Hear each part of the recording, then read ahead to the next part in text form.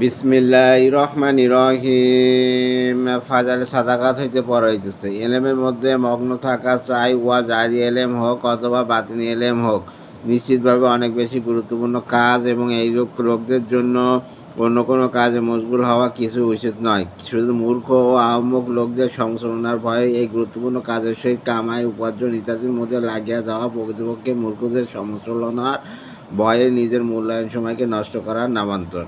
মূর্খদের সমালোচনা হইতে না আলেমগণ কখনো রক্ষা পাইয়াছেন, আর না নবীগণ রক্ষা পাইয়াছেন। আজকাল এই মহামারী অনেক ব্যাপক হইয়া যাইতেছে যে আলেমদেরকে নিজেদের জীবিকা নির্বাহের জন্য কোনো শিল্প বা কারিগরি কাজ শিক্ষা করা জরুরি।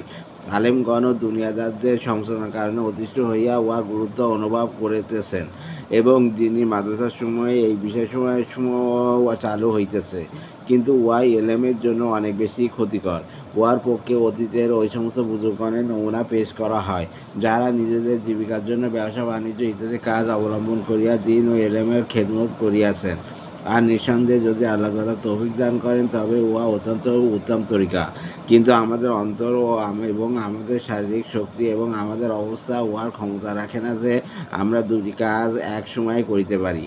আর না আমাদের নফসের লোভ এবং দুনিয়ার মহব্বত উহার সুযোগ দেয় যে ধনসম্পদ বাড়িয়া যাওয়ার উপকরণ সামনে আসিয়া যাওয়া সত্ত্বেও আল্লাহর কাজের জন্য দিনের খাতিরে, এলেমের খাতিরে আমরা আমাদের সময়কে দুনিয়া কামাই করার ব্যস্ততা হইতে বেশি সময় ব্যয় করিতে পারি।